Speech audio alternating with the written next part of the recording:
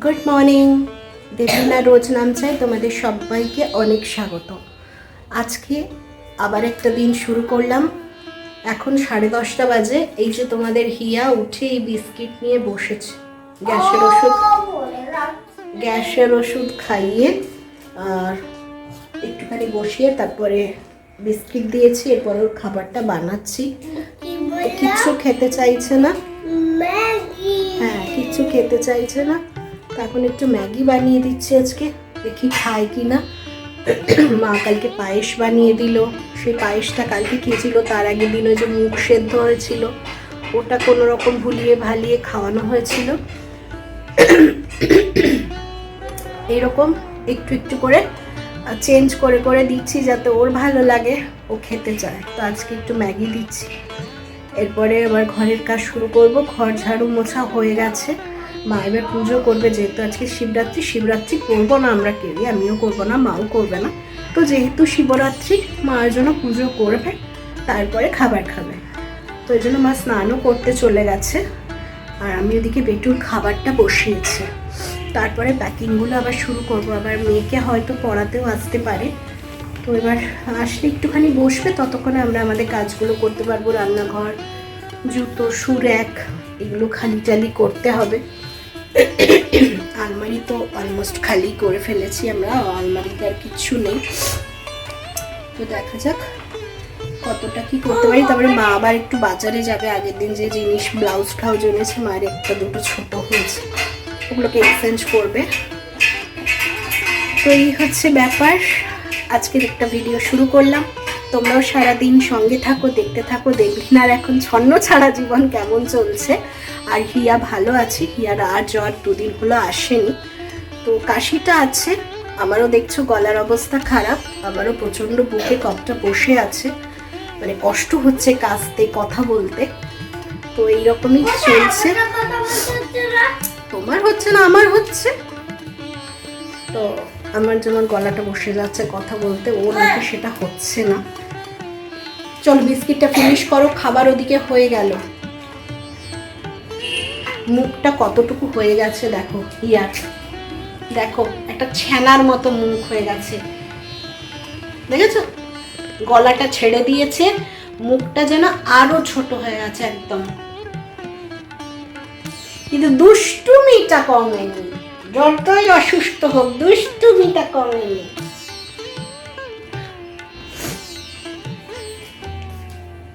হয়েও গেল ম্যাগিটা। এইভাবেই ভিডিওটা করছি এখন কটা দিন। একটুখানি সাথে থাকো, দেখতে থাকো কি হচ্ছে না হচ্ছে। প্রচুর চাপ, জানো তো, প্রচুর চাপ খাচ্ছি আমি আর মা। মানে এই দিকটাও সামলাতে হচ্ছে, ওদিকটাও সামলাতে হবে গিয়ে। মানে সবই নতুন। ধরো এই ঘরটা যেমন পেয়ে গেছিলাম, সব লাগানো ছিল, ফ্যান ট্যান কিচ্ছু পাইনি, সেগুলোকে দেখতে হবে। গিয়ে যে আমাদের ওখানে কাজ করে তাকেই বলেছি, গিয়ে যদি পরিষ্কার করে দেয় ঘরটা, তাহলে আমাকে করতে হবে না, তাও আমি যাবো, ঝুলটুলগুলো ঝেড়ে দেবো, কিন্তু মোছা ধোয়াটা করে দেবে। এবার তার সময় হবে না। বিকেলবেলার দিকেও বলেছি যদি হয়, এবার না হলে আমাকেই করতে হবে। বৃহস্পতিবার যাব, শুধু বৃহস্পতিবার গিয়ে, বৃহস্পতিবার বিকেলটার সময়, আর শুক্রবার। শনিবার তো সকাল করে মাল ঢুকে যাবে, এখান থেকে ভোর করে বেরোলে কটা বাজবে? 8টা 9টা 10টার মধ্যে আই থিঙ্ক ঢুকে যাবে। চলে এগুলো হয়ে গেলে তখন একটা স্বস্তির নিঃশ্বাস ফেলবো।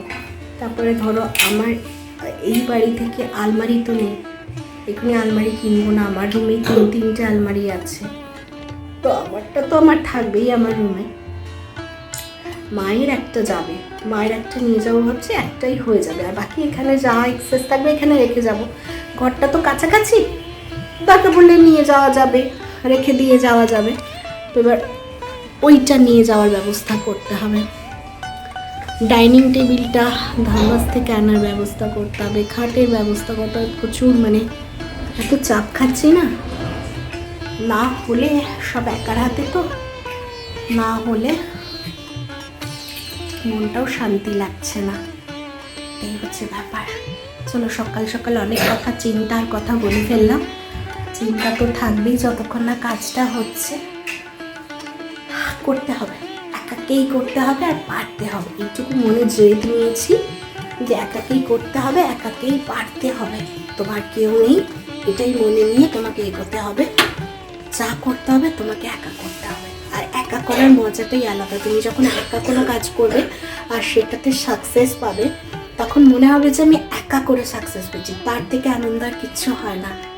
তো চলো, সেই ইচ্ছেতেই আছি যে সব পারবো করতে, সেই মনের জোর দিয়ে এগোচ্ছে। আর মনের জোর দেওয়ার জন্য তোমরা তো সবাই আছো, সেটার তো কোনো তুলনা নেই। আর এত মনের জোর পাই শুধু তোমাদের জন্য, যে আমার পেছনে আমার অনেকগুলো দিদি কাকিমা সবাই দাঁড়িয়ে আছে। সত্যি বলছি, যে ভালোবাসাগুলো তোমাদের থেকে পাই না, মাঝে মাঝে মনে হয় যে আপন পর কি সবাই, মানে আপন হলেই যে ভালোবাসতে পারবে আর পররা ভালোবাসতে পারবে না, সেটা একদমই নয়। পররাও আপন হয়ে যেতে পারে। তো চলো আবার পরে আসবো, হয়ে গেছে খাবারটা, এবার ঠান্ডা করতে দিই, তারপরে ওকে খাওয়াবো।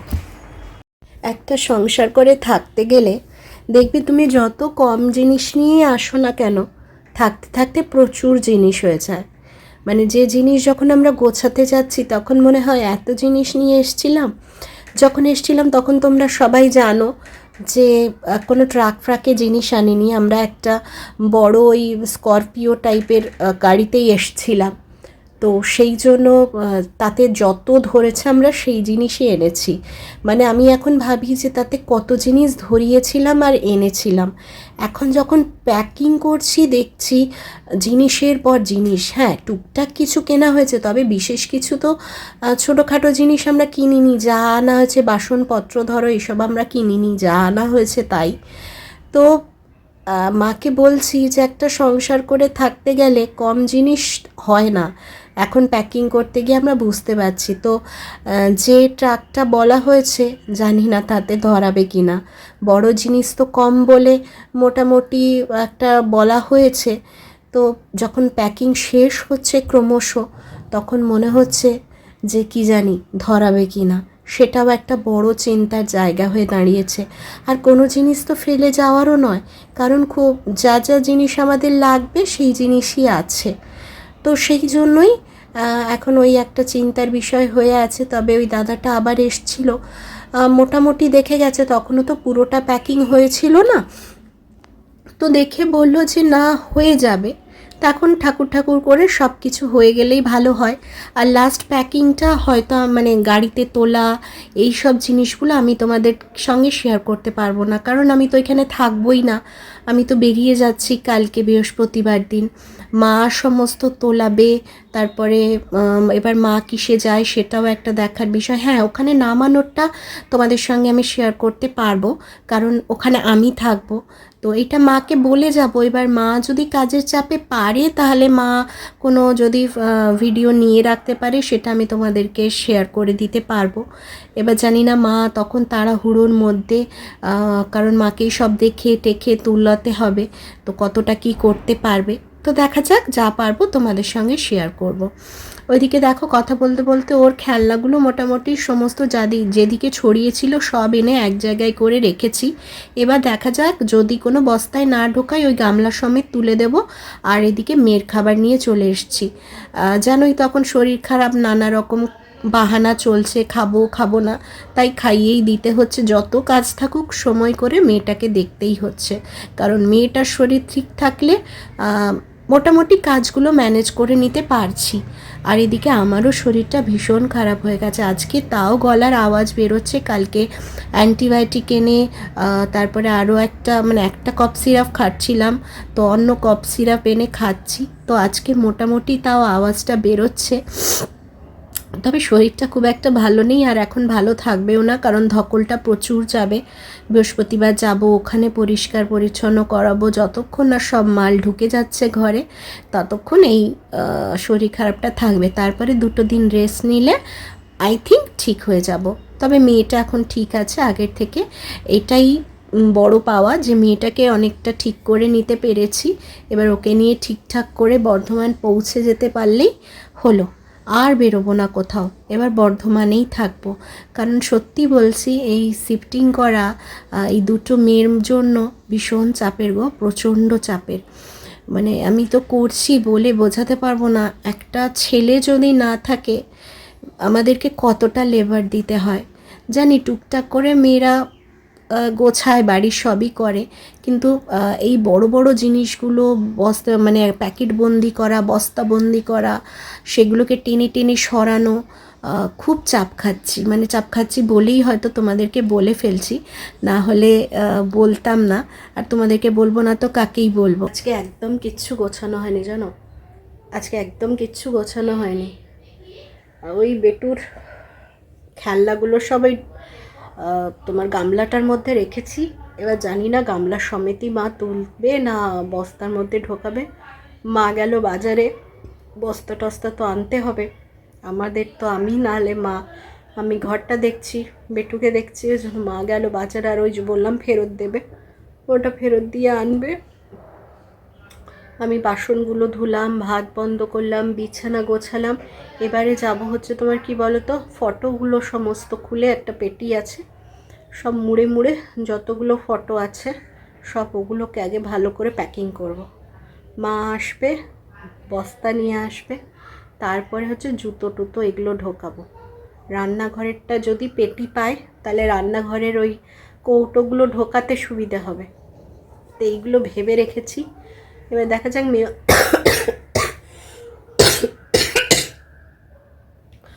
মেয়েও পড়তে বসে গেছে,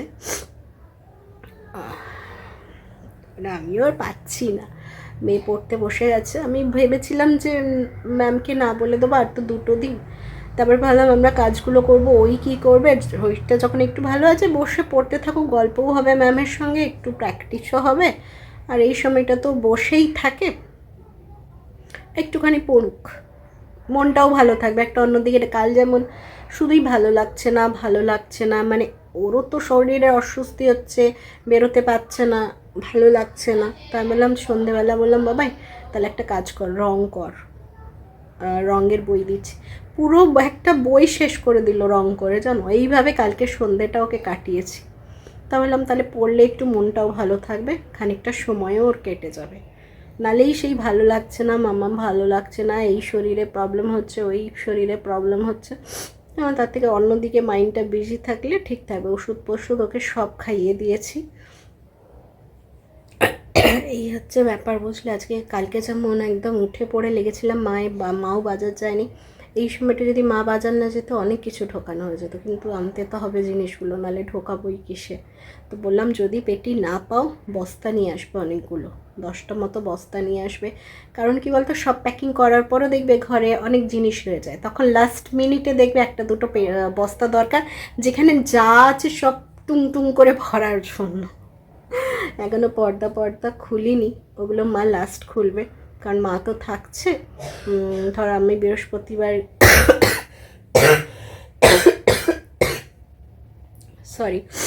আমি বৃহস্পতিবার সকালে বেরিয়ে গেলেও বৃহস্পতিবার দিনটা, শুক্রবার দিনটা মা থাকছে, শনিবার সকালে বেরোবে। তো মা খুলে ওই দুটো লাস্ট পর্দাগুলো খুলে ঢুকিয়ে নেবে, এরমই তো কথা আছে। চলো আমি ওষুধ খেয়ে নিলাম, আবার এখন একটু ভিডিওটা এডিট করি, কারণ এখন সেরকম কাজ পাচ্ছি না। ওই ফটোগুলো ঢোকানোর আছে অবশ্য, বাট ভিডিওটাও তো দিতে হবে, তার জন্য একটু বসে এডিটটা করে নিই। Good afternoon. গলা একদম বসে যাচ্ছে, জানি না আওয়াজ বেরোবে কি না। এখন কটা বাজে বলো তো? এখন ওই 4:30 পৌনে 5টা মতো বাজে। এখন কি খাবো? আজকে তো শিবরাত্রি সবাই জানো, আমরা করিনি, আমি আর মা। আমরা করেছিল, বলা হয়েছিল সাবু মাখা দিতে, আমাদের খেতে ভীষণ ভালো লাগে। এই মা মানে দিদা ওইখান থেকে নিচে নামিয়ে দিল, মা এখান থেকে তুলে নিয়ে এলো, দিয়ে এখন এই সাবু মাখা খাবো। তো ভাবলাম সকালে সেই তো ভিডিওটা অফ করেছি, এখন ভিডিওটা আপলোড বসিয়েছি, হলে ওটা পাবলিক করবো, ততক্ষণে চলো সাবু মাখাটা একটুখানি খেয়ে নিই। ভীষণ ভাল লাগে সাবু মাখা খেতে। আরও মনে ফ্রিজে রেখেছিল, এটা খেলে দেখতে মানে গলাটা একদম আর আওয়াজই বেরোবে না, কালকে আর ব্লগও দিতে পারবো না তোমাদেরকে। বিনা আওয়াজের যদি ভয়েস দেওয়ার কোনো জায়গা থাকে, বিনা আওয়াজের ব্লগ আমার মা ভয়েস দেবে। আমার মা ওইদিকে দাঁড়িয়ে খাচ্ছে দেখে, সরবে না সরবে না, পালিয়ে এসছে দিকে। ক্যামেরা এদিক থেকে দেখতে পাবে বলে ওই পারে গিয়ে খাচ্ছিল। আমি যেই বলেছি ক্যামেরাটা ঘোরাই দাঁড়াও, সেই এইদিকে পালিয়ে এসে বাটি রেখে দিয়েছে। খুব ঠান্ডা। আর পেটু ঘুমোচ্ছে, ওই জন্য ধরে আছে। একবার খেয়ে দেখলাম ঠান্ডা আছে, একটু পরে খাবো, কারণ এই ঠান্ডাটা খেয়ে নিলে মানে হালকা ঠান্ডা, খুব বেশিও না আবার ঠান্ডাও আছে। তো আর বেটু ওইসব খাবে না, মুখেও দেবে না বলে মনে হচ্ছে, খায় না ওইসব। তাও একবার উঠলে যাচবো যে খাবি কিনা বল। মা গেছে ডাকতে, মানে এতক্ষণ কেশে কেশে অঘরে এখন ঘুমোচ্ছে। আর আবার জানি না হঠাৎ করে বিকেলে এতটা গলা কেন বসে আছে। চলো আবার পরে আসবো। হ্যাঁ, এটা একটুখানি থাক, একটু পরে খাই, আসবো আবার। এই যে উঠেছে, দেখবে ঘুমের চোখে, এই দেখো এখনো ঘুমটা কাটেনি, তাকাতে পারছে না। চলো পরে আসছি। হ্যাঁ,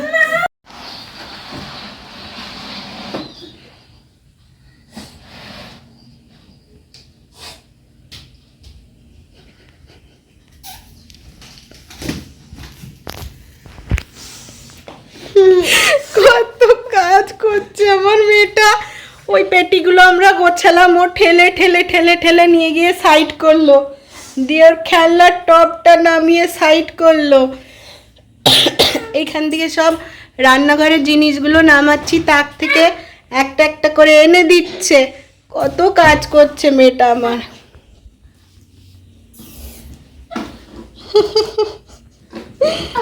এইটা দেখানোর জন্য একটু আগে ক্যামেরাটা ঘরে ছিল বলে পারলাম না, না হলে তোমাদের ঠেলে ঠেলে পেটিগুলো সাইড করার দেখাতাম আমি।